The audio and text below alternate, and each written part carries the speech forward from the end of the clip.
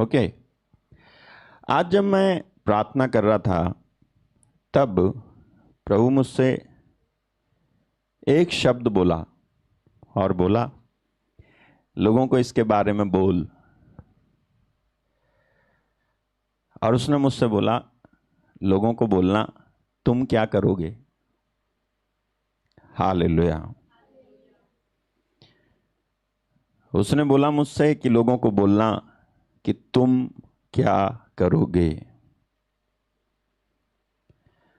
छोटा सा शब्द है, लेकिन जब उसने मुझे इसके ऐसा कहने की वजह समझाई तब मुझे समझ में आया और मैं आपके सामने रखने जा रहा हूं। ध्यान से सुनना। आप मुझे बताओ, जो आप विश्वास करते हो या जो आप मानते हो वैसा बिल्कुल भी ना निकले, तब तुम क्या करोगे। या हो सकता है हमने सुनाया यीशु मसीह प्रभु हैं, यीशु मसीह जगत के उद्धार करता है, और तुम जीवन भर इनकार करते रहे और डिनाई करते रहे और अंत में यीशु ही प्रभु निकलें, तब तुम क्या करोगे। मान लो कि वो परमेश्वर अपने आप को तुम्हारे सामने अपनी संपूर्णता में प्रकट करे और तुमसे तुम्हारे आचरण का और तुम्हारे कामों का लेखा मांगे, तब तुम क्या करोगे। मान लो आप उसकी राहों पे नहीं चलते और हम जैसे लोग आपसे अनुरोध करते हैं और बाइबल के वचनों के आधार पर संदेश सुनाकर लौट आने के लिए निवेदन करते हैं, और तुम हम जैसे लोगों को पागल, बेकार, नादान और ऐसा समझो कि इनको कोई और काम धंधा तो है नहीं, लेकिन जो कुछ हम कह रहे हैं वैसा ही सच निकल आवे, तब तुम क्या करोगे। क्या करोगे अगर परमेश्वर के द्वारा दिए गए और किए गए अनुग्रह का तिरस्कार करने के बाद आखिरी में, अंत में परमेश्वर ये तय कर दे कि तू स्वर्ग नहीं जाएगा, तू नरक जाएगा, तब तुम क्या करोगे। जिंदगी भर तुम ये विश्वास करते रहे, जी मैं तो स्वर्ग जाऊंगा, मैं तो स्वर्ग जाऊंगा, हालांकि आप पीते थे, हालांकि आप जुआ खेलते थे, फिर भी आप विश्वास करते थे कि आप स्वर्ग जाओगे, हालांकि व्यभिचार में थे, हालांकि झूठ में, निंदा में थे, हालांकि प्लस माइनस किया करते थे, हालांकि बेईमान थे, ईमानदार नहीं निकले, जैसा जीवन जीना चाहिए था वैसा जीवन तुमने नहीं जिया, और इस तरह से परमेश्वर के अनुग्रह का तुम तिरस्कार करते गए, इनकार करते गए, उसको दुख देते चले गए, और अंत में परमेश्वर ये डिसाइड कर दे कि भाई ये स्वर्ग नहीं जाएगा, तब तुम क्या करोगे। Let me ask you a question. क्यों यीशु पर विश्वास किया है तुमने। काहे के लिए यीशु मसीह को अपना प्रभु माना है और बपतिस्मा लिया और विश्वासी बने हो। क्यों जगत की निंदा को सह रहे हो तुम। क्यों यीशु मसीह के पीछे चल रहे हो तुम। जब तुम्हें सुधरना नहीं, तुम्हें बदलना नहीं, तुम्हें मार्ग बदलना नहीं, चेंज नहीं करना, तो तुम क्यों उसको मानते हो। हालेलुया। क्यों। आपको मालूम है वचन में लिखा हुआ है कि जब ये मेरे वचन पर नहीं चलते हैं तो क्यों ये मुझे प्रभु प्रभु कहकर पुकारते हैं। लूक चैप्टर 6:46, अगर मैं सही हूं तो यही है। ये देखो लूका 6:46 क्या कहता है। लूक 6:46, जब तुम मेरा कहना नहीं मानते तो क्यों मुझे हे प्रभु कहते हो। जब तुम मेरा कहना मानते हो तो हे प्रभु कहने का मतलब निकलता है, लेकिन जब तुम मेरा कहना नहीं मानते तो क्यों मुझे हे प्रभु कहते हो। ओके, आगे चलो। जो कोई मेरे पास आता है और मेरी बातें सुनकर उन्हें मानता है, मैं तुम्हें बताता हूं कि वो किसके समान है। अब वेट, यीशु ने कहा जब तुम मेरा कहना नहीं मानते तो क्यों मुझे हे प्रभु कहकर पुकारते हो। मैंने सवाल किया तुम क्यों मानते हो यीशु मसीह को, जब उसके कहने पर, उसके कहने की एक भी मात्रा और बिंदु तुम्हें पूरा नहीं करना है, तो काहे के लिए तुम मसीही, काहे के लिए तुम विश्वासी, काहे के लिए तुम उसके पीछे क्यों जो है उसे मानते हो।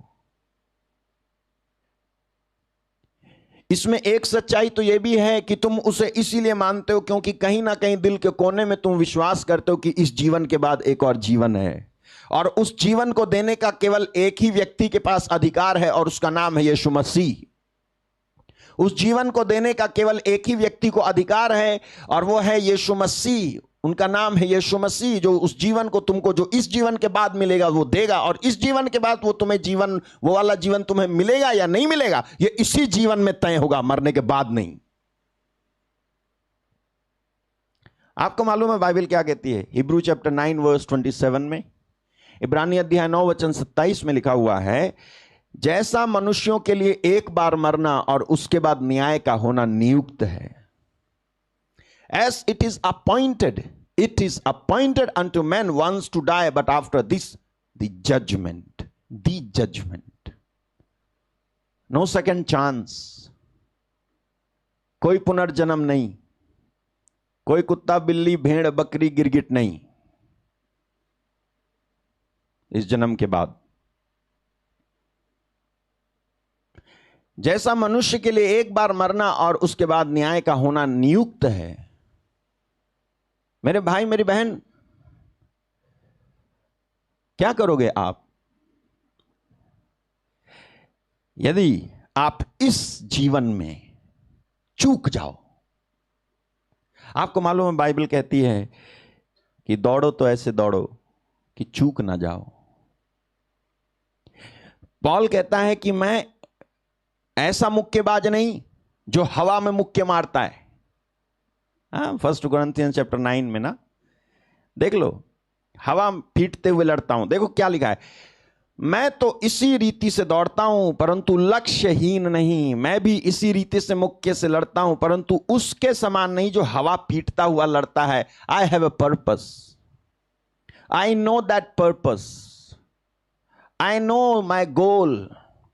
मुझे मालूम है किस मंजिल पे मुझे पहुंचना है, मुझे मालूम है वहां मुझे जाना है।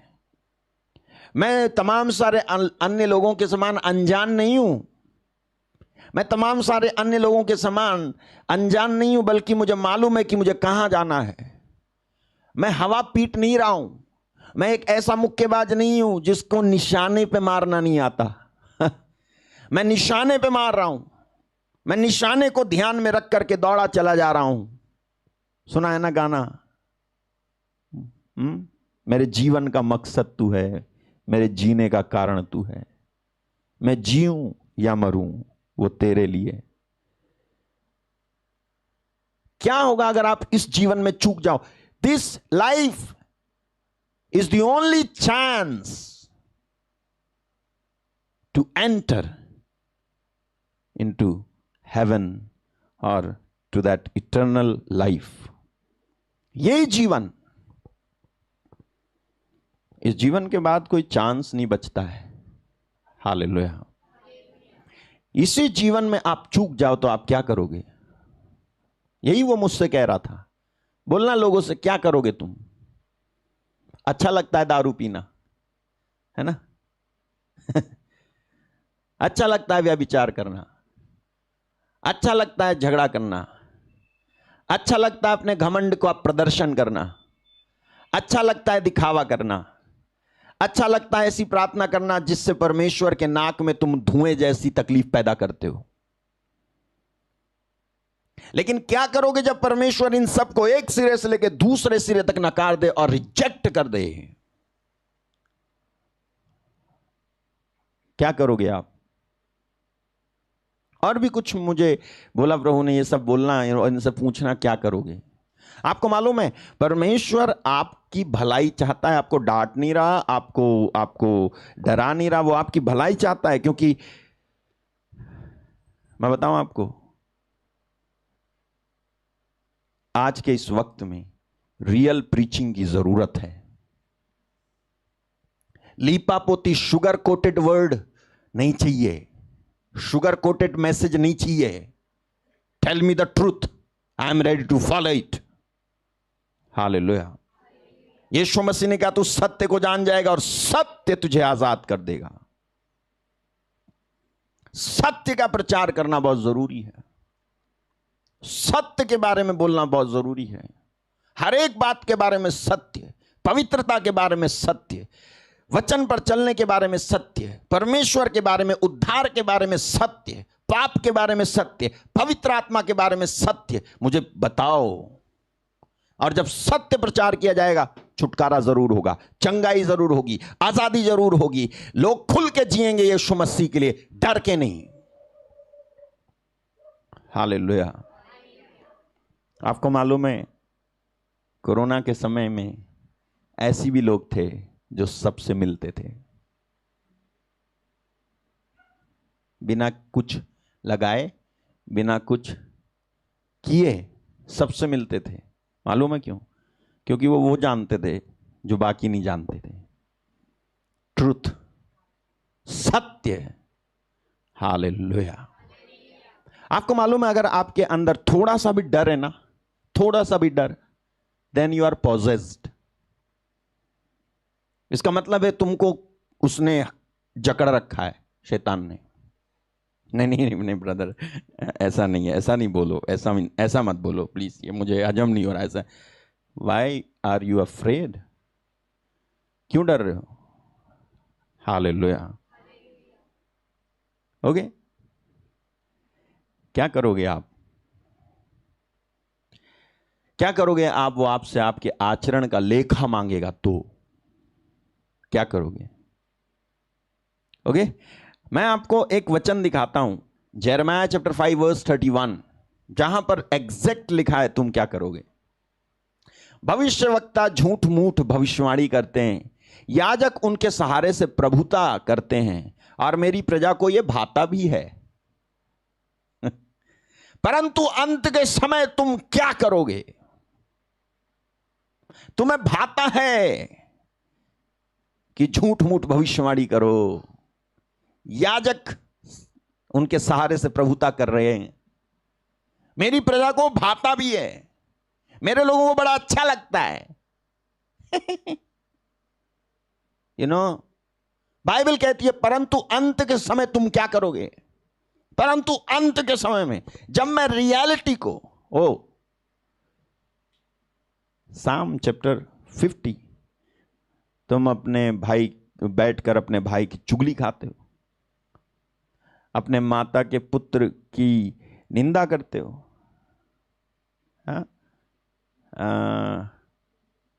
यस। देखो भजन संहिता 50:20 क्या कहता है? तू बैठा हुआ अपने भाई के विरुद्ध बोलता है, अपने सगे भाई की चुगली खाता है।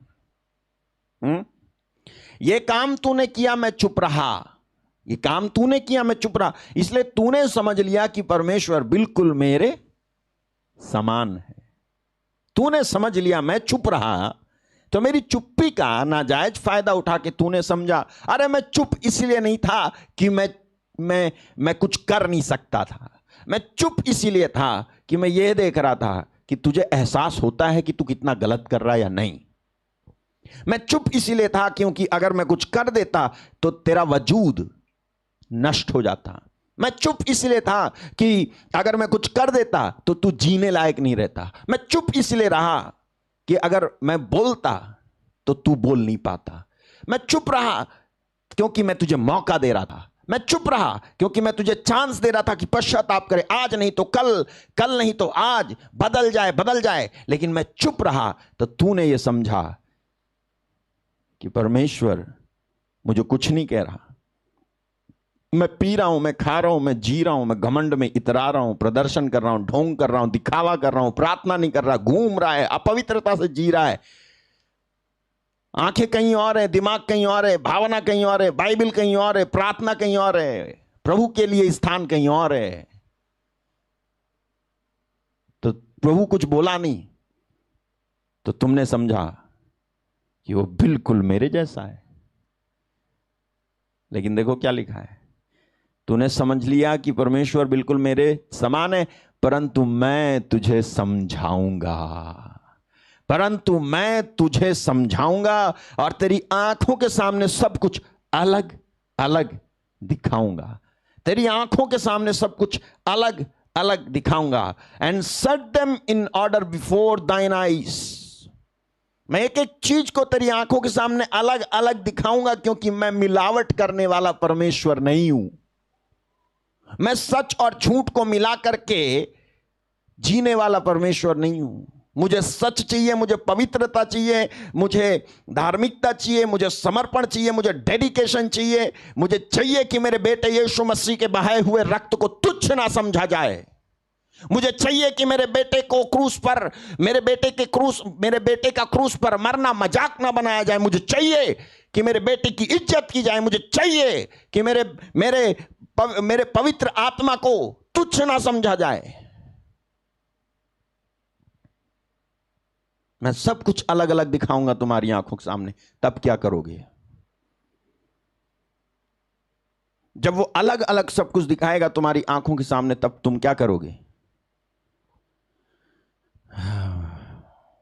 क्या करोगे आप? कुछ तो करना पड़ेगा। या तो आप पश्चाताप करोगे, और देखो जब आप पश्चाताप करोगे ना, तब वो समय का पश्चाताप, उस समय की माफी मांगनी बिल्कुल बेकार और बिल्कुल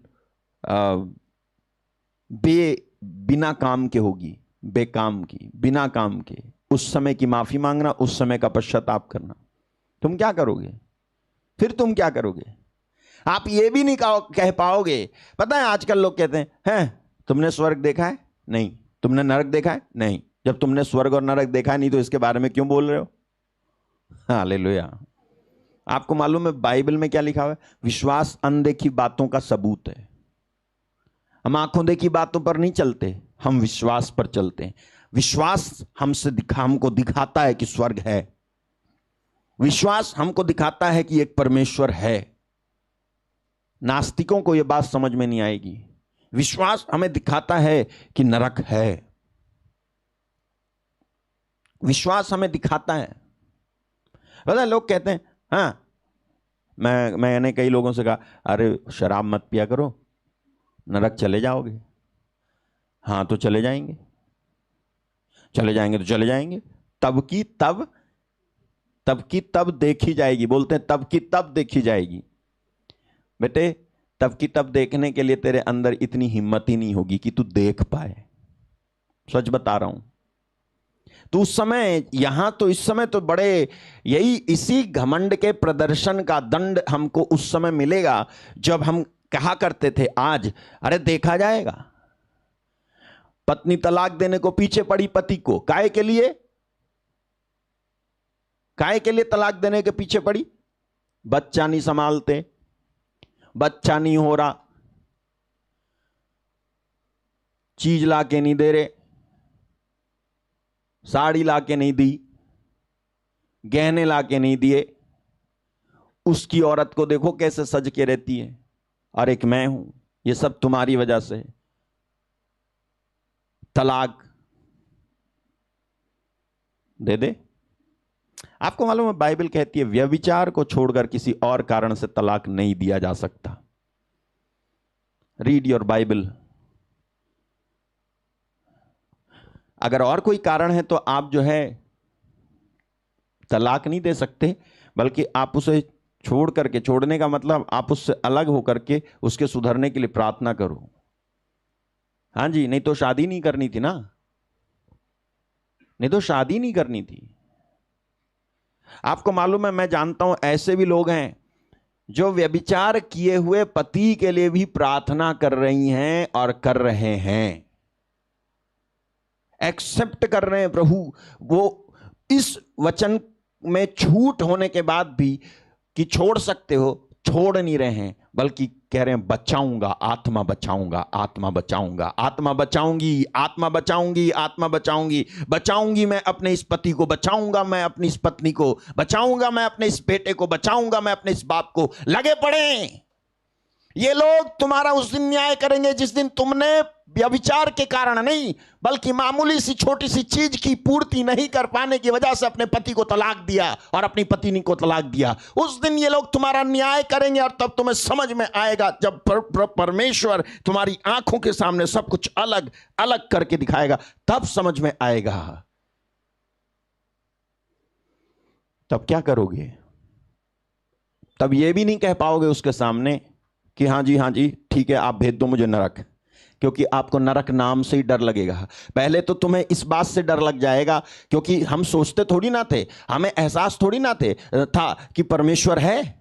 हम तो मानते थे परमेश्वर है, लेकिन एहसास थोड़ी ना किया था कि परमेश्वर है। मानना और जो मानते उसका एहसास कर लेता है जो व्यक्ति, वो कांपता है। समझ रहे हो आप जब रियल में उस चीज को देख लोगे जो जिसके बारे में तुम सुन रहे हो, आंखों ने देखा नहीं, कानों ने सुना नहीं, मन में वो बात आई नहीं है, जब वो बातें तुम अपनी आंखों से देखोगे, तब तुम उस वास्तविकता में जियोगे। आप जरा सोच के देखो कि यीशु मसीह के चेले क्यों यीशु मसीह के लिए मर गए?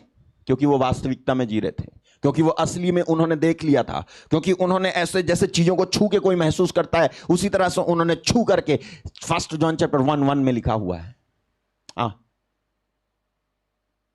1, उस जीवन के वचन के विषय में जो आदि से था, जिसे हमने सुना, जिसे अपनी आंखों से देखा, वरन जिसे ध्यान से देखा और हाथों से छुआ।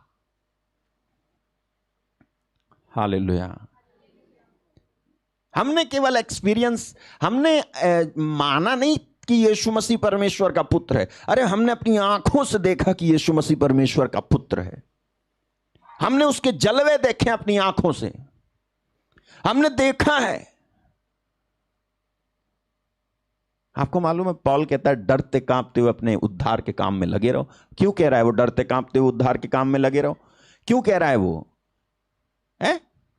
देखो फिलिपियंस चैप्टर 2:12 में लिखा हुआ है कि अब मेरे दूर रहने पर भी, अब मेरे पहले मैं तुम्हारे पास था तब तुम अपने उद्धार के काम में लगे हुए थे, अब दूर हूं तो दूर रहने पर भी डरते और कांपते हुए अपने अपने उद्धार का कार्य पूरा करते जाओ। कर रहे हो आप अपने उद्धार का काम पूरा? पी के पड़े हो, ये उद्धार का काम पूरा करना होता है। व्यभिचार में पड़े हो, ये उद्धार का काम पूरा करना होता है। झूठ बोल रहे हो, ये उद्धार का काम करना पूरा काम करना होता है। गालियां दे रहे हो, व्यभिचार कर रहे हो, वचन नहीं सुन रहे, हंस रहे हो, मजाक कर रहे हो। हाँ, बाइबल क्या होती है, परमेश्वर क्या होता है? ये फालतू लोगों के जो है वो है चोंचले। रियली ये तुम अपने उद्धार का काम डरते कांपते हुए पूरा कर रहे हो? नहीं, तुमने सब कुछ अधूरा छोड़ रखा है। बाइबल कहती है अपनी जवानी के दिनों में अपने सृष्टिकर्ता को याद रखो, उन दिनों के आने से पहले जिन दिनों के बारे में तू कहेगा कि मुझे उसमें कोई सुख नहीं मिला। सभा उपदेशक चैप्टर 12:1 से देख ले। अपनी जवानी के दिनों में अपने सृजनहार को स्मरण रख, इसलिए इससे पहले कि विपत्ति के दिन और वे वर्ष आए जिनमें तू कहे कि मेरा मन इनमें नहीं लगता। आप अपने उद्धार का काम डरते कांपते हुए पूरा कर रहे हो? मैंने आपसे कहा कि यही जीवन हमें और आपको मिला है, इसके बाद कोई जीवन मिलने वाला नहीं है। अगर आप इसी जीवन में अपने उद्धार के काम को पूरा करने में चूक गए, then there is no chance. क्यों पौलुस कहता है कि जो है 1 कुरिन्थियंस चैप्टर 9 लास्ट में कि मैं अपने शरीर को मारता कूटता और उसे वश में रखता हूं, कहीं ऐसा ना हो कि दूसरों को प्रचार करके खुद में ही निकम्मा ठहरूं। देखो, मैं अपनी देह को मारता कूटता वश में लाता, ऐसा ना हो कि औरों को प्रचार करके मैं आप ही किसी रीति से निकम्मा ठहरूं। आखिर क्यों वो ऐसा कर रहा है? कुछ तो उसको रियल दिखाई दे रहा होगा, कुछ तो उसने एक्सपीरियंस किया था, कुछ तो ऐसे प्रकाशन थे जो आम इंसान को मिलते नहीं है जब तक कि परमेश्वर के करीब ना पहुंच जाए, जब तक कि परमेश्वर को नजदीकी से ना देख ले। कुछ तो हुआ होगा इसको। उसके बाद वो लिखता है, और उसके बाद जब वो लिखता है तो हर एक व्यक्ति से वो चाहता है मेरे जैसे लेवल में आओ, मेरे जैसे स्तर में उतरो। हाँ, करते होगे तुम अपने बीवी बच्चों का पालन पोषण, करते होगे तुम उनके लिए मेहनत, लेकिन इस प्रभु के लिए भी मेहनत करो, अपने उद्धार के लिए भी मेहनत करो, अपने छुटकारे के लिए भी मेहनत करो, क्योंकि अगर तुम इसमें चूक गए तब तुम क्या करोगे? मनुष्य को इससे क्या लाभ? वो सारा संसार प्राप्त कर ले और आखिरी में अपना जीवन ही गंवा दे। क्या करोगे आप? आखिरी में जीवन गंवा दिया, क्या करोगे आप? बताओ, आखिरी में आपने जीवन ही गंवा दिया। देखो मैथ्यू चैप्टर 16 वर्स 26, मत्ती 16:26 में लिखा है, यदि मनुष्य सारे जगत को प्राप्त करे और अपने प्राण की हानि उठाए तो उसे क्या लाभ होगा?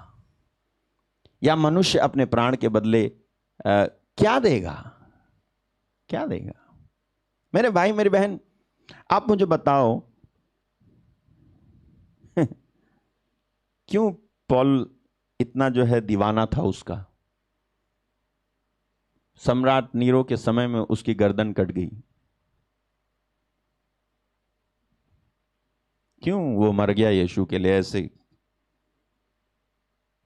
कोई गंभीर बात जरूर थी। आपको मालूम है रोमन्स चैप्टर 12 वर्स 1 में वो क्या कहता है? रोमी अध्याय 12 वचन 1 में वो कहता है, हे भाइयों, मैं तुमसे परमेश्वर की दया स्मरण दिलाकर विनती करता हूं। I beseech you by the mercies of God। मैं तुमसे परमेश्वर की दया को याद दिलाकर, स्मरण दिलाकर विनती करता हूं, विनती करता हूं, विनती करता हूं। कमांड नहीं कर रहा, हुकूमत नहीं जता रहा, विनती कर रहा हूं तुमसे, तुमको विनती कर रहा हूं। तुम्हें विनती समझ में आती है तो समझ लो कि पौलुस जो परमेश्वर की ओर से नियुक्त, प्रेरित है और अधिकार रखता है, वो विनती कर रहा है तुमसे कि अपने शरीरों को जीवित और पवित्र और परमेश्वर को भावता हुआ बलिदान करके चढ़ाओ, क्योंकि कुछ तो बात है, कुछ तो बात है। अगर आप सावधान नहीं रहे तो आपका स्वर्ग आपके हाथ से, अनंत जीवन आपके हाथ से निकल जाएगा। आपको मालूम है बाइबल में लिखा हुआ है, बहुत कम लोग, थोड़े ही लोग स्वर्ग में प्रवेश करेंगे। बहुत कम, थोड़े ही लोग, बहुत कम लोग। कहीं ऐसा ना हो कि आप चूक जाएं। बाइबल कहती है, फर्स्ट पीटर है 4:18 है क्या, कि अगर धर्मी को कठिनाई से उद्धार मिलता है तो विधर्मी और पापियों का क्या होगा? राइट? देखो, यदि धर्मी व्यक्ति कठिनाई से उद्धार पाएगा तो भक्तिहीन समझते हो? हालेलुया। यदि धर्मी व्यक्ति ही कठिनाई से उद्धार पाएगा तो भक्तिहीन और पापी का क्या ठिकाना?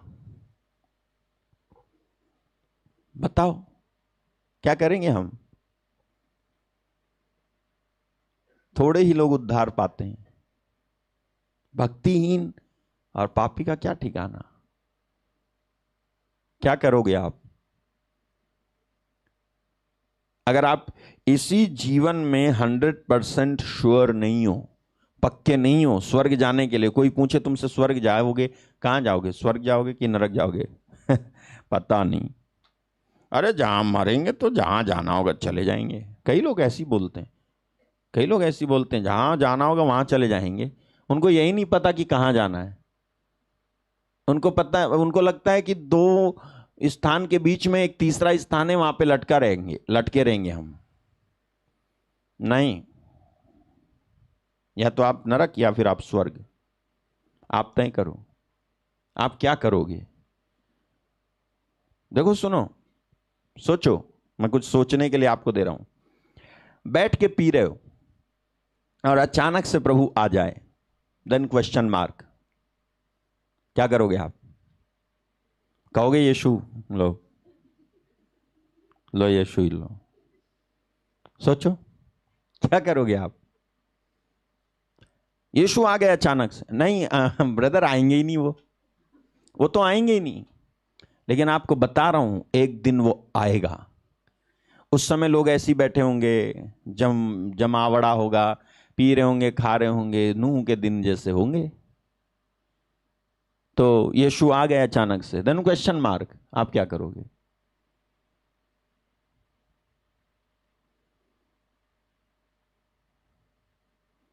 आपका ना, आपकी हालत खराब हो जाएगी, सच बता रहा हूं मैं आपको। एक उदाहरण देता हूं, डैनियल चैप्टर 5 वर्स 1 से, दानियल के ग्रंथ के अध्याय 5 वचन 1 से आपको एक उदाहरण देता हूं। देखो क्या लिखा है। बेल शशर नामक राजा ने अपने 1000 प्रधानों के लिए बड़ा भोज किया और उन 1000 लोगों के सामने दाख मधु पिया। ओके, दाख मधु पीते पीते बेल शशर ने आज्ञा दी कि सोने चांदी के जो बर्तन उसके पिता नबूकदनेस्सर ने यरूशलेम के मंदिर में से निकाले थे उन्हें लाया जाए कि राजा अपने प्रधानों, रानियों, रखैलियों समेत उनमें पिए। फिर तब जो सोने के पात्र यरूशलेम में परमेश्वर के भवन के मंदिर में से निकाले गए थे वे लाए गए और राजा अपने प्रधानों, रानियों और रखैलियों समेत उनमें पीने लगा। वे दाख मधु पी पी कर सोने, चांदी, पीतल, लोहे, काठ, पत्थर के देवताओं की स्तुति कर ही रहे थे कि उसी घड़ी मनुष्य के हाथ किसी कई उंगलियां निकलकर दीवट के सामने राजमंदिर की दीवार के चूने पर कुछ लिखने लगीं और हाथ का जो भाग लिख रहा था वो राजा को दिखाई पड़ा। वो हाथ का भाग दिखाई पड़ा। उसे देखकर राजा भयभीत हो गया। वो मन ही मन घबरा गया और उसकी कमर के जोड़ ढीले पड़ गए और कांपते कांपते उसके घुटने एक दूसरे से टकराने लगे। भाई साहब, वो नशे में था, लेकिन नशे में होश में ला दिया परमेश्वर ने। मैं प्रार्थना करता हूं कि कुछ ऐसा हो कि जो नशे में है वो होश में आए। मैं प्रार्थना करता हूं कि तेरी आंखें कुछ ऐसा दैविक देखें कि तू होश में आए और उस परमेश्वर के मंदिर की निंदा जो तू पी पी के कर रहा है, तू भय खाए और तू भी इसी राजा के समान कांपे जैसे ये कांप रहा था। इसने तो उस मंदिर के बर्तनों की निंदा की और तू सचमुच में इस मंदिर की निंदा करता जब तू पीता, खाता, व्यभिचार करता है जिसको परमेश्वर के हाथ ने बनाया है। मैंने इसीलिए प्रश्न किया, आप बैठ करके पी रहे हो और अचानक से प्रभु आ जाए, आप क्या करोगे? यहां प्रभु नहीं आया, यहां केवल हाथ दिखा, छोटा सा, बस इतना हाथ दिखा और वो लिख रहा था। इतना देख करके ये राजा जो है, इसके कमर के जोड़ ढीले पड़ गए और कांपते कांपते उसके घुटने एक दूसरे से टकरा गए। मेरे भाई, मेरी बहन, क्या करोगे आप? क्या करेंगे आप, हम? और एक और बात मैं आपको बताना चाहता हूं, सुनो। अगला, पत्नी तुम और पति तुम अपने अपने अहम में जी रहे हो और माफ नहीं कर रहे हो और प्रभु आ जाए, आप क्या करोगे? क्या करोगे? गर्भपात करने के लिए आप डॉक्टर से बातें कर रहे हो और प्रभु आ जाए, आप क्या करोगे? तलाक लेने के लिए वकील से आप बात कर रहे हो और प्रभु आ जाए उसी समय, आप क्या करोगे? आप कहोगे कि नहीं नहीं प्रभु ठीक है, अब नहीं दे रहे तलाक, आ जा, ठीक है, ओके, मेल मिलाप हो गया, ऐसे करोगे? नहीं, क्योंकि ज्यों ही प्रभु आ जाएंगे त्यों ही दया पाने का तुम्हारा मौका खत्म। दया पाने का और बदलने का तुम्हारा जो मौका है वो अभी है, बाद में नहीं है। तो आप क्या करोगे? थोड़े से फायदे के लिए भाई को मार दिया, निकाल दिया, बहन के साथ अन्याय किया, मां के साथ अन्याय किया, अपने बच्चे और अपनी बच्ची को बिना वजह तुमने मारा या मार रहे हो, परमेश्वर उसी समय आ जाए, तुम क्या करोगे? हक मारकर और एहसास तक नहीं करते और विदेशी हवा खा रहे हो, हक मार के बैठे हो, हक पत्नी का हक मार के, पति का हक मार के, परिवार का हक मार के, माँ बाप का हक मार करके। मुझे एक बुजुर्ग मिले, बेचारे बहुत रो रहे थे, बहुत रो रहे थे। कह रहे थे कि मैंने, पता नहीं वो कहाँ हैं, रो रहे थे। कह रहे थे कि मैंने अपने परिवार को, मतलब उन्होंने किसको भेजा, विदेश भेजा। उन्होंने खूब पैसा लगा के, लाखों रुपए लगा के विदेश भेजा। वो पहुंच गया, विदेश जाने के बाद में वो भूल गया। वो विदेश गया था तो ये कह के गया था कि पापा वो जो आप पैसा लगा रहे हो ना, मैं सब वापस कर दूंगा, मैं सब दे दूंगा, आप चिंता मत करना। लेकिन बाप ने लगा दिया। बेटा जो है चला गया विदेश, खूब कमा रहा वो। पहले तो कुछ कुछ भेजा, लेकिन बाद में भेजना बंद कर दिया। बाप ने फ़ोन किया तो फ़ोन जो है स्विच ऑफ कर दिया, वहाँ जो है कनेक्शन ही काट लिया अपना। यहाँ बाप मिला मुझे और कहता है मेरी हालत बहुत ख़राब है। हालेलुया। मुझे याद आ गया कहाँ मिले वो मुझे, लेकिन मैं जगह नहीं बताऊंगा। मेरी हालत बहुत खराब है, मेरे लिए प्रार्थना कर दे। मैंने कहा बताओ क्या बात है। जब उन्होंने बताया तब मुझे जो है न्याय वाला एक गुस्सा आया। हे प्रभु, तुझे कितना आता होगा। आपको मालूम है साम चैप्टर 7 वर्स 13 में लिखा है, वरन वो तो एक ऐसा परमेश्वर है जो हर दिन गुस्से में आता है। 12 डालो जरा। 12 है, हाँ 11 है। ये देखो साम 7:11 में लिखा है, भजन संहिता 7:11 में, परमेश्वर धर्मी और न्यायी है, वरन ऐसा परमेश्वर है जो प्रतिदिन क्रोध, प्रतिदिन वो न्यायपूर्ण गुस्सा जरूर करता है। मैंने कहा कैसा निकला वो बेटा, तुझे छोड़ गया, आंखों से आंसू बह रहे थे उस बूढ़े बाप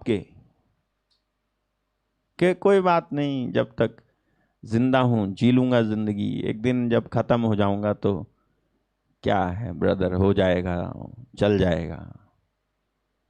तुम क्या करोगे जब प्रभु तुमसे ये सब पूछेगा? तो तुम क्या करोगे? मेरे भाई मेरी बहन, बाइबल कहती है अंत के समय तुम क्या करोगे। ठीक है, आपको मालूम है व्यवस्था विवरण, जिसको ड्यूटोनॉमी या विधि विवरण भी बोलते हैं, चैप्टर 32 वर्स 29 में क्या लिखा हुआ है? वहां लिखा है व्यवस्था विवरण 32-29 में लिखा है, भला होता कि ये बुद्धिमान होते कि इसको समझ लेते और अपने अंत का विचार करते। भला होता कि ये बुद्धिमान होते कि इसको समझ लेते और अपने अंत का विचार करते। अगर व्यक्ति अपने अंत का विचार करे तो अपनी पूरी जिंदगी शुरू से सही से जिएगा। लेकिन व्यक्ति अपने अंत का विचार नहीं करता और इस बात को नहीं देखता है कि परमेश्वर उससे लेखा लेगा। परमेश्वर उससे पूछेगा कि तू भाई जब 18 साल का था तो कैसे जी रहा था। उसको होश नहीं कि परमेश्वर पूछेगा कि जब तू 20 साल का हुआ तब कैसे जी रहा था। उसको होश नहीं कि परमेश्वर पूछेगा जब तू 30 साल का था तो कैसे जी रहा था। उसको होश नहीं कि परमेश्वर पूछेगा पत्नी के साथ अन्याय क्यों किया तूने। उसको होश नहीं कि परमेश्वर पूछेगा तूने बच्चों को पालन पोषण सही से क्यों नहीं किया। उसको होश नहीं कि परमेश्वर पूछेगा क्यों मेरे साथ तूने रिश्ता कायम नहीं किया। उसको होश नहीं कि परमेश्वर पूछेगा क्यों तूने जो है अपने परिवार को धोखा दिया। पर उसको होश नहीं, मनुष्य को होश नहीं कि परमेश्वर पूछेगा कि तू क्यों जो है मेरे मार्गों को जानते हुए भी उस पर चला नहीं। तो उसको होश नहीं कि परमेश्वर पूछेगा और तेरा न्याय करेगा, और अगर नहीं करेगा तो सदोम गमोरा के लोग खड़े होकर के कहेंगे आपने हमारा किया, इनका भी करो। आपने हमें जलाया, इनको भी जलाओ। नूह के जमाने के लोग खड़े होंगे, अगर परमेश्वर न्याय नहीं करेगा तो कहेंगे आपने हमें डुबाया, इनको भी डुबाओ। इन्होंने भी पाप किया है, हमने सेक्स क्राइम किया, इन्होंने भी सेक्स क्राइम किया है, मारो इनको। तू न्यायी परमेश्वर है, तू न्याय कर। क्या करोगे जब वो न्याय करेगा? He will not spare you, वो नहीं छोड़ेगा तुमको। इसलिए यीशु मसीह को भेजा गया कि समय रहते, आपको मालूम है यीशु मसीह ने मार्क चैप्टर 1:15 यीशु मसीह ने कहा समय पूरा हुआ। परमेश्वर का राज्य निकट आ गया है। मन फिराओ और सुसमाचार पर विश्वास करो। समय पूरा हुआ, अब समय नहीं बचा। यह समय पूरा हो गया 2000 साल पहले। अभी तक जो तुम समय में जीते आए ना, अभी 2021 में तो उधार हुआ। उधार समय तो उसी समय पूरा हो गया था, ये तो उधार हुआ। ना जाने ये वक्त कब खत्म हो जाए, ना जाने ये आज जो बना हुआ है ना जाने ये कब खत्म हो जाए। बाइबल कहती है यदि तू आज उसकी वाणी सुने, यदि तू आज उसका वचन सुने, तो अपने दिल को कठोर ना कर ले। कई लोग सुनते हैं लेकिन अपना दिल कठोर करते हैं। रेसिस्टिंग पावर उनमें इतनी ज्यादा है, वो रेसिस्ट करते हैं, वचन को रेसिस्ट करते हैं, इनकार करते हैं। यदि तू आज उसका वचन सुने, तो यदि तू आज, हिब्रू चैप्टर 3 में वर्स 1 से आप जब आओगे तब आपको मिलेगा कहीं पर, यदि तू आज सुने, ठीक है। यदि आज तुम उसका शब्द सुनो तो अपने मनों को कठोर ना करो। मेरे भाई मेरी बहन, तो सोचो इस बात पे कि आप क्या करोगे। हालेलुया। यहेजकेल चैप्टर 22 वर्स 14 को डालना जरा। यहेजकेल 22:14 देखो यहां क्या लिखा है। जिन दिनों मैं तेरा न्याय करूंगा, प्रभु कह रहा है, जिन दिनों मैं तेरा न्याय करूंगा, क्या उनमें तेरा हृदय दृढ़ और तेरे हाथ स्थिर रह सकेंगे? Question mark. मुझ यहोवा ने ये कहा है और ऐसा ही करूंगा। मुझे यहोवा ने ऐसा कहा है और ऐसा ही करूंगा। वो कहता है जिस दिन मैं तेरा न्याय करूंगा, क्या उनमें तेरा हृदय और तेरे हाथ स्थिर रह सकेंगे? जिस दिन वो न्याय करेगा, क्या आप कांपोगे नहीं? क्या आपका हृदय जो है कांपेगा नहीं? क्या आप डरोगे नहीं उसकी उपस्थिति से? क्या आपको याद नहीं कि जब परमेश्वर सीनै पर्वत पर उतर आया था तब पर्वत कांप रहा था? अरे पर्वत कांप रहा था तो तू कौन है? क्या तुम्हें याद नहीं कि इजरायली लोग जब उसकी आवाज सुन रहे थे तब उन्होंने कहा परमेश्वर हमसे ना बोले। हालेलुया। तू बोल, हम तेरी सुनेंगे, परमेश्वर हमसे ना बोले। क्योंकि उनको लग रहा था परमेश्वर जो बोल रहा है उसे सुनते सुनते हम मर जाएंगे। तू बोल, तू सुन, तू बोल, हम सुनेंगे। लेकिन हम परमेश्वर को बोलते हुए नहीं सुन सकते। क्या आप कांपोगे नहीं? उसकी वाणी जो लेबानोन के देवदारों को चीर डालती है, जो समुद्र को हिला देती है उसकी आवाज, क्या तुम नहीं डरोगे? क्या तुम उसके पुत्र, जो उसका अनुग्रह है, जो उसकी ग्रेस है, उसका बेटा, जो इस युग के लिए आखिरी आवाज है, जो तुम्हें बचाने के लिए एकमात्र रास्ता और एकमात्र सत्य और एकमात्र जीवन है, क्या उसके पुत्र का तिरस्कार और इनकार करके आप बच सकोगे? यदि पुराने विधान में लिखा हुआ है ना, जब 2-3 गवाहों के आधार पर उनको बेरहमी से मार डाला जाता था, तो जरा सोच के देखो, इब्रू में है ना, जरा सोच करके देखो कि ऐसा व्यक्ति, ये देखो, जब मूसा की व्यवस्था चैप्टर 10 हिब्रू 10:28, इब्रानी 10:28 में लिखा है, जब मूसा की व्यवस्था का ना मानने वाला 2 या 3 जनों की गवाही पर बिना दया के मार डाला जाता था। नेक्स्ट, तो सोच लो कि वो कितने और भी भारी दंड के योग्य ठहरेगा, जिसने परमेश्वर के पुत्र को पांवों से रौंदा और वाचा के लहू को जिसके द्वारा वो पवित्र ठहराया गया था अपवित्र जाना है, अनुग्रह के आत्मा का अपमान किया है। ऐसा व्यक्ति और कितने भारी दंड के योग्य ठहरेगा। पक्का ठहरेगा, क्योंकि उसके पुत्र को छोड़कर और कुछ नहीं था जिसको वो दे सकता था, जिसके द्वारा वो बचा सकता था। और उसके पुत्र को ही हम जो है हल्के से लेते और नजरअंदाज करते और उसकी बात में से एक भी नहीं मानते, और बस मसीही जिंदगी मिल गई तो इसको भी सस्ता समझ के जीने लगते हैं। मेहनत तो की नहीं है, परिश्रम तो किया नहीं है, ढूंढा तो है नहीं प्रभु को, बचपन से पैदा हैं, बचपन से मसीही हैं, बचपन से जो है बपतिस्मा है, बचपन से हम जो है प्रभु के पीछे चलने वाले, तो इसको हम क्या बोलते हैं, ग्रांटेड ले रहे हैं। हल्की बात नहीं है। क्या करेंगे हम? यही है क्वेश्चन प्रभु का कि तुम क्या करोगे। हालेलुया। यिर्मयाह, तो यहां पर एजेकियल 22:14 में आपने पढ़ा, जिन दिनों मैं तेरा न्याय करूंगा क्या उनमें तेरा हृदय दृढ़ और तेरे हाथ स्थिर रह सकेंगे? नहीं रह सकेंगे। यिर्मयाह चैप्टर 4 वर्स 30। और तू जब उजड़ेगी तब क्या करेगी? तू जब उजड़ेगी तब क्या करेगी? चाहे तू लाल रंग के वस्त्र पहने, सोने के आभूषण धारण करे और अपनी आंखों में अंजन लगाए, परंतु व्यर्थ ही तू अपना श्रृंगार करेगी, क्योंकि तेरे मित्र तुझे निकम्मी जानते हैं, वे तेरे प्राणों के खोजी हैं। तू क्या करेगी? जब तू उजड़ेगी तब तू क्या करेगी? आपको मालूम है बाइबल में लिखा हुआ है, रोमन्स चैप्टर 13 वर्स 11, रोमियो की किताब अध्याय 13 वचन 11 में लिखा है, और समय को पहचान कर ऐसा ही करो कि इसलिए कि अब तुम्हारे लिए नींद से जाग उठने की घड़ी आ पहुंची है। जिस समय हमने विश्वास किया था उस समय के विचार से अब हमारा उद्धार निकट है। रात बहुत बीत गई, दिन निकलने पर है, इसलिए हम अंधकार के कामों को त्याग कर ज्योति के हथियार बांध लें। मेरे भाई मेरी बहन, देर ना करें। मुझे नहीं मालूम कि और कितने दिन और कितने महीने या साल हमको मिलेंगे प्रीचिंग करने के लिए, हमें नहीं मालूम। लेकिन जितना भी समय हमारे पास है ना, वो बहुत थोड़ा, बहुत कम रह गया है। अगर आपको पता नहीं चल रहा और आपको ऐसा लगता है जैसे नूह के जमाने के लोगों को लग रहा होगा, नूह जहाज बना रहा था, मालूम है ना? आप सबको मालूम है नूह जहाज बना रहा था।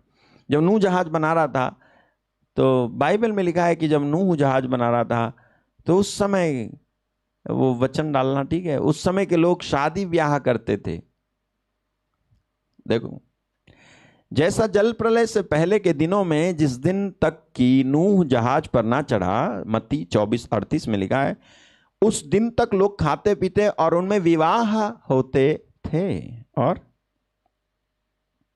जब तक जल प्रलय ने आकर उन सबों को बहाना ले गया, जब तक जल प्रलय आकर उन सबों को बहाना ले गया, तब तक उनको कुछ भी मालूम ना पड़ा। वैसे ही मनुष्य के पुत्र का आना भी होगा। हालेलुया। दूसरा अनुवाद कहता है कि जैसे जैसे नूह के दिन थे वैसे ये रहा 24:37, जैसे नूह के दिन थे वैसे ही मनुष्य के पुत्र का आना भी होगा। ओके, जैसे नूह के दिन थे वैसे यीशु मसीह के दिन भी होगा। बिल्कुल वही कॉपी होगी जैसे नूह के दिन थे। और नूह के समय में लोग जो है आराम से जी रहे थे, उनको पता तक नहीं था कि क्या होने वाला है ना? आप भी शायद यही सोचो कि अरे अभी तो और भी दिन है, अभी तो और अच्छे से है ना यार, सब वो खत्म हो गया ऐसे। देखो उस वाली ईस्वी में भी ऐसा हुआ था, है ना? उस वाले सन में भी ऐसा हुआ था, उस वाले ईयर में ऐसा हुआ था, हम और वो सब टल गया ना। क्या हुआ? कुछ हुआ? आया यीशु, हुआ? कुछ नहीं हुआ ना। ये भी नहीं होगा, ये भी आसान है। आपको नहीं मालूम कि तुमने कोई मेहनत नहीं की, उस समय ही होने वाला था। लेकिन प्रभु के लोग थे जिन्होंने घुटने टेके और जिन्होंने एंटी क्राइस्ट को उसके वक्त के पहले रिवील होने से रोक दिया। आपको मालूम तक नहीं है, आप बैठे रहो अपने कुएं में। हालेलुया। आपको मालूम भी नहीं है कि अभी जो चीज बीत गई है ना, they are being ready for the next. मगर आपको पता नहीं है, तो आपको पता हो कि ये खत्म नहीं हुआ है, ये तैयारी की जा रही है। इसीलिए नींद से जाग जा, इसीलिए सोना बंद कर दे, इसलिए उठ और प्रार्थना कर।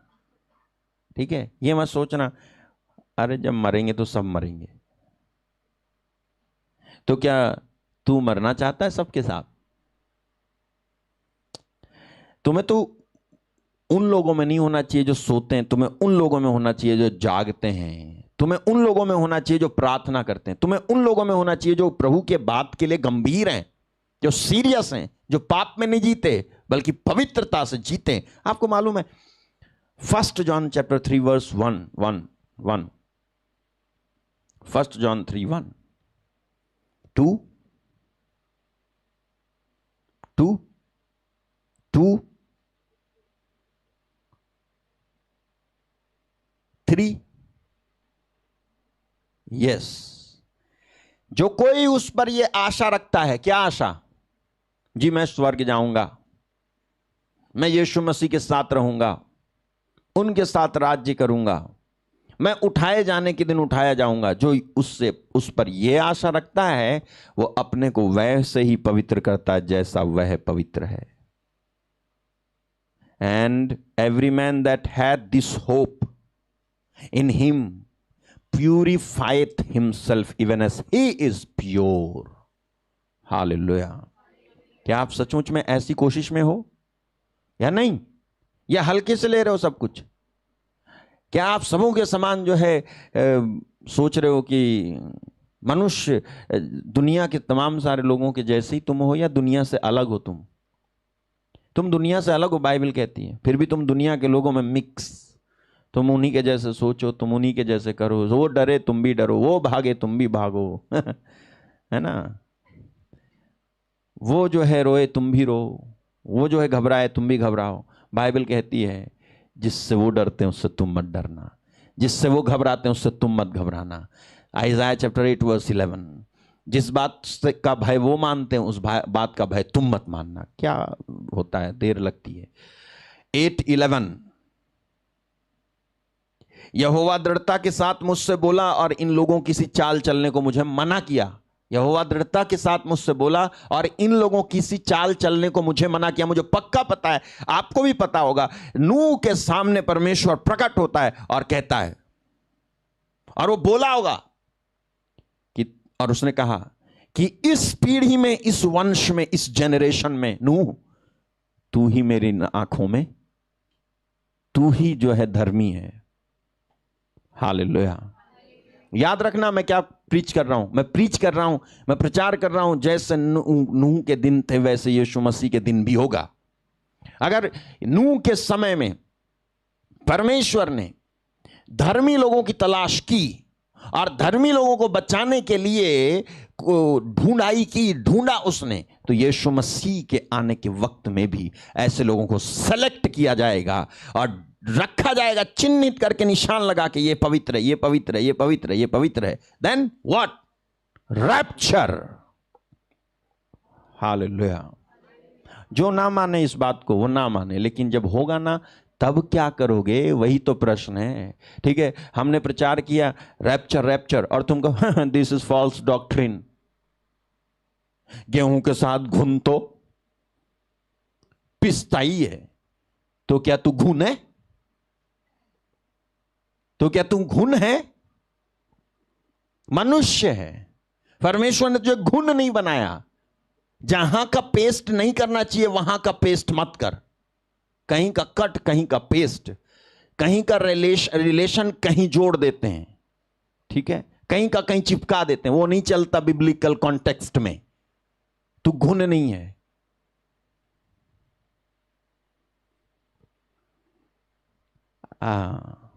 परमेश्वर ने लोट को बचाया, तुझे नहीं बचाए। परमेश्वर ने नूह को बचाया, तुझे नहीं बचाए। परमेश्वर ने एलिय्याह को उठाया, तुझे ना उठाए। हाँ, मैं चाहता हूं कि प्रभु तू मुझे बचा। नूह के समय में नूह को बचाया, पानी ने जहाज को उठाया, क्या पवित्र आत्मा कलीसिया को ना उठाए? हालेलुया। क्या सोचते हो आप? क्या लगता है आपको? क्या परमेश्वर जो है धर्मियों को अधर्मियों के साथ मार डाले? क्या इब्राहिम की मध्यस्थता ये नहीं थी कि क्या तू अधर्मियों के साथ धर्मियों को नाश करेगा? तो उसने नहीं कहा था मैं नहीं नाश करूंगा, मैं एक सा व्यवहार नहीं करूंगा कि अधर्मियों के साथ धर्मियों को मार डालूं। अगर वो अधर्मियों के साथ धर्मियों को नहीं मारेगा तो बचाएगा। क्या आप धर्मी हो? क्या आप जीते हो पवित्रता के साथ? क्या आप इस बात को समझते हो कि हाँ यार, अगर कुछ होगा तो मैं क्या करूंगा, तो मुझे अभी से कुछ करना चाहिए? नूह जहाज बना रहा था, तू आज बना ले। नूह जहाज बना रहा था, तू आज बना ले। तू आज बना जहाज, लकड़ी का नहीं, आत्मा का। जाग, प्रार्थना में बैठ, प्रभु की सुन आवाज, जिधर वो गाइड करे उधर चला जा। नूह के समय में परमेश्वर देख रहा था कि नूह को छोड़ और कोई धर्मी नहीं है। नूह ने अपने बच्चों को बचा करके रखा। सोचो कि मिक्स मत हो जाना इनके साथ, तू इनके जैसे मत बन जाना। नूह ने बचा करके रखा उनको। ओके। बाइबल में लिखा है, यीशु ने कहा जब तक जल प्रलय नहीं आया और सबको बहा के नहीं ले गया, तब तक किसी को कुछ मालूम ही नहीं पड़ा।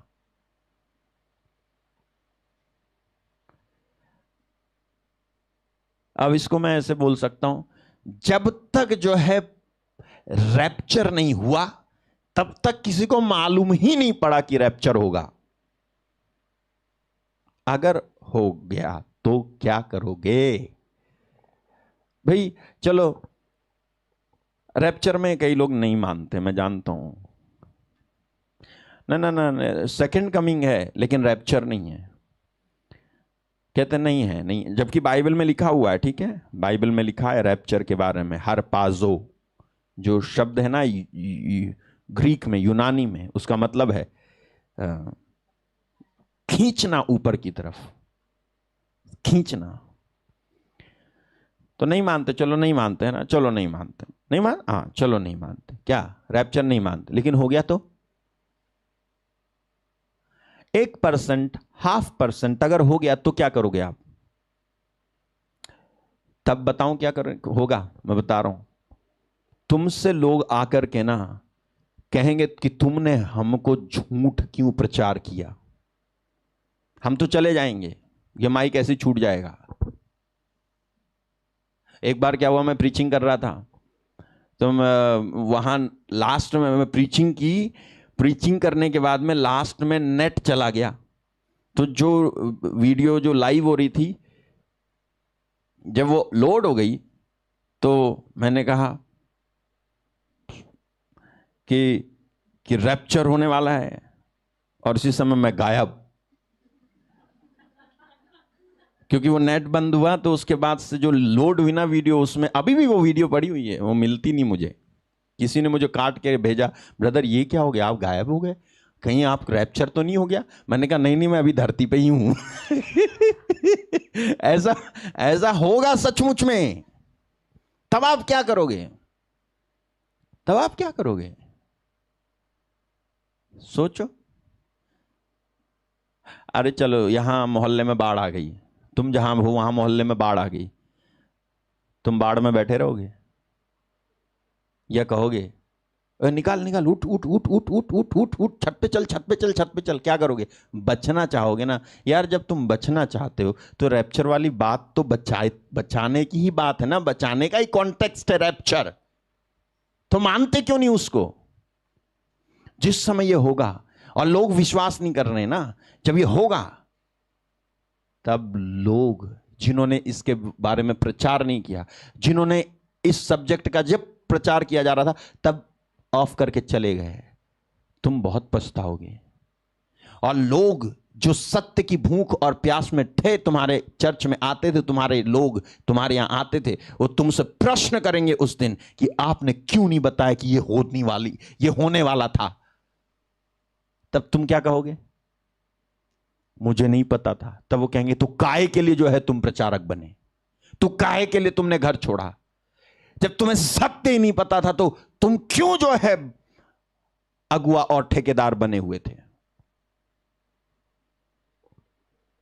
पुलिस थाने में लाइन लगी होगी, मेरा भाई गायब, मेरी बहन गायब, मेरा पति गायब, मेरा परिवार का ये नहीं है, वो नहीं है। पूरी दुनिया में सडन एक्सीडेंट जब होंगे, क्योंकि हवाई जहाज उड़ाने वाला भी तो गायब हो जाएगा, ट्रेन चलाने वाला भी तो गायब हो जाएगा। गायब मतलब रैप्चर हो जाएगा। वो धर्मी था, बस चला रहा था, गायब हो गया। कार वाला गायब हो गया, बिना ड्राइवर के, बिना चलाने वाले के। इन सब उपकरणों का क्या होगा? सब आपस में टकरा करके जमीन पे गिर जाएंगे, चारों तरफ हाहाकार होगा। तब आप क्या करोगे? आपके पास एक ही ऑप्शन होगा, अशोक मार्टिन का छूटा हुआ माइक उठाओ और प्रीच करो, get ready for the next departure that is going to happen. Hallelujah. क्या किया होगा नूह के समय के लोगों ने, बताओ? नूह चढ़ गया जहाज में, दरवाजा बंद हो गया, पानी बरसने लगा। जब पानी बरसने लगा होगा तब तक तो आराम से बैठे होंगे घर में, है ना? लेकिन जब पानी इतना आया होगा कि घर में घुसने लगा होगा, और जब ऊंची सी ऊंची चट्टान पर चढ़ने के बाद भी पानी वहां चढ़ गया होगा, तब उनको नूह के जहाज के अलावा कुछ नहीं दिखाई दिया होगा। बोले होंगे इसी पे चढ़ो। सब आए होंगे और सब चिल्ला रहे होंगे, नू नू, ओ यार खोल दे, हेलो हेलो, नू नू नू, खोल दे नू। लेकिन परमेश्वर क्या करता? नूह, दरवाजा तो परमेश्वर ने बंद किया था, नूह ने नहीं। नूह ने बंद किया होता तो आज की पीढ़ी दोष लगा देती, नूह ने नहीं खोला, नूह ने नहीं खोला। लेकिन नूह ने बंद नहीं किया था ना, परमेश्वर ने बंद किया था। तो तू दोष लगाएगा परमेश्वर पे तो परमेश्वर तुझे दोष देगा। परमेश्वर ने इसीलिए बंद किया क्योंकि लास्ट तक उसके ग्रेस पीरियड का इनकार और तिरस्कार इन लोगों ने किया। इन लोगों को होश नहीं आया कि ये जो है परमेश्वर की आवाज थी। नूह का बनता हुआ जहाज देखने के बाद भी अंधे के अंधे बने रहे। किसी के अंदर सवाल तक नहीं आया कि पूछे कि नूह ये क्यों बना रहे हो, और वो भी घर के आगे क्यों बना रहे हो? समंदर के आगे बनाओ ना, चलाना है तो। नहीं पूछा किसी ने। इतने डूबे हुए थे, इतने मस्त थे पीने खाने में और शादी ब्याह रचाने में और बेटे बेटियां देने और लेने में।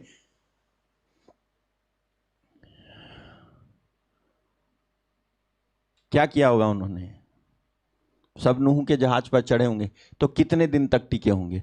40 days डे और नाइट बारिश हुई, पानी बरसा,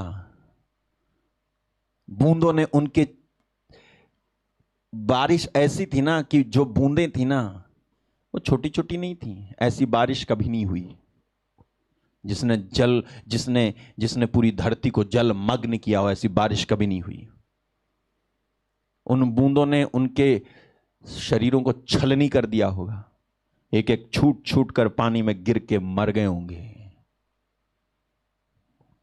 बच गया तो केवल नूह और उसका परिवार। क्या करेंगे आप?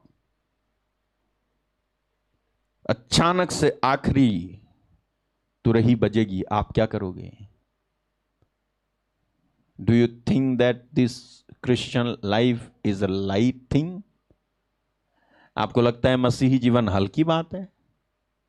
नहीं मेरे भाई, मेरी बहन, ये हल्की बात नहीं है। Take your vocation seriously. अपनी बुलाहट को गंभीरता से ले। अगर सुनते हो प्रभु का वचन तो आज बदल जाओ, आज छोड़ दो। बहुत हो गया बीड़ी, सिगरेट, पान, तंबाकू, जर्दा, गगन मगन।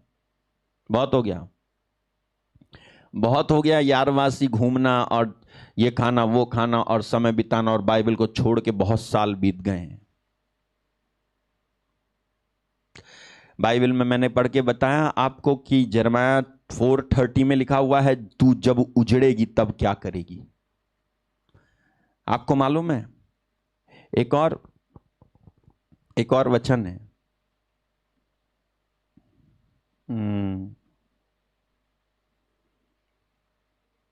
हिब्रू, और ये इसके बाद मैं आपके लिए प्रार्थना करूंगा। हिब्रू चैप्टर 4 लास्ट,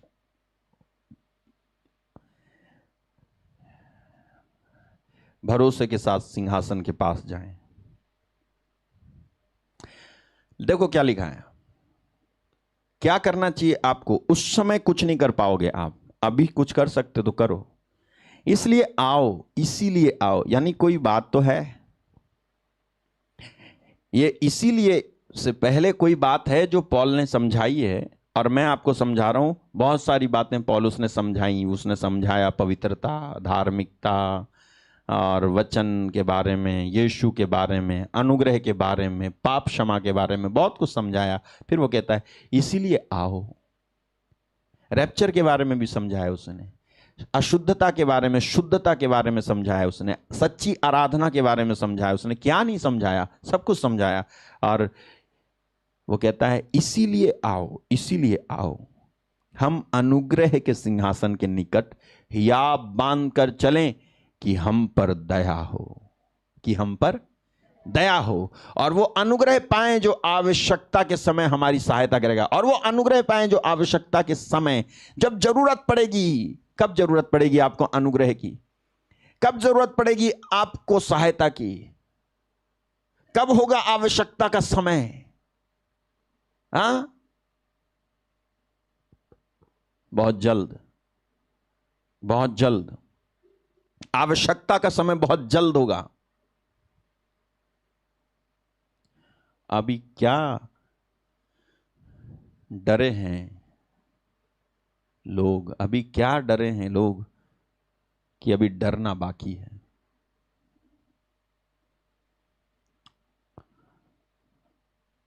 हो रहा है, तब आपको इसकी जरूरत पड़ेगी कि जो तुमने अपने अच्छे समय में, अपने बेहतर समय में, अपने जवानी में, अपने खाली समय में परमेश्वर को बैठकर जो तुमने उसके वचन को उठाकर पढ़ा, ढूंढा, और अपने अंदर उसके अनुग्रह को स्टोर कर करके रख रहे थे ना, वो स्टोर करके रखा हुआ अनुग्रह तुमको जब जरूरत का वक्त आएगा, जब सब भाग दौड़ करेंगे, जब सब लोग घबराएंगे, जब सब लोग जो है डरेंगे, जब सब लोग जो है भागेंगे, जब सब लोग चिंतित होंगे ना, तब उस समय यही अनुग्रह तुझे संभालेगा और रैप्चर के वक्त में उठाए जाने लायक तुझे खड़ा रखेगा। यही अनुग्रह तुझे धीरज में रखेगा। यही अनुग्रह तुझे प्रार्थना करने की ताकत और देगा। यही अनुग्रह तुझे परमेश्वर में बने रहने की ताकत देगा। यही अनुग्रह जो तूने अपने अच्छे वक्त में प्रार्थना कर करके स्टोर किया, रखा, संभाला। काश हर एक भाई और बहन ये बात समझ जाए और इसको झूठ ना माने। यदि तुम परमेश्वर की आवाज सुनो, उसकी वाणी सुनो, तो अपने दिल को कठोर ना कर लो, अपना मन कठोर ना कर लो। वो आ रहा है बहुत जल्द। मेरे भाई, मेरी बहन, मैं प्रार्थना करने जा रहा हूं कि आपकी नींद टूट जाए। मैं प्रार्थना करता हूं कि आपकी नींद टूट जाए, जैसा कि नीति वचन प्रोवर्ब्स चैप्टर 6 वर्स 9 में लिखा है, हे आलसी तू कब तक सोता रहेगा, तेरी नींद कब टूटेगी। आपकी नींद टूट जाए, आप होश में आओ, जैसा कि एफिशियंस चैप्टर 5 वर्स 14 में लिखा हुआ है। वो कहता है सोने वाले जाग और मुर्दों में से जी उठ, तो मसीह की ज्योति तुझ पर चमकेगी। जाग। मैं आपके लिए प्रार्थना करता हूं कि प्रभु आपको छुए, प्रभु का अनुग्रह आपके ऊपर हो, और आप जो है धोखे में ना रह जाएं, और आप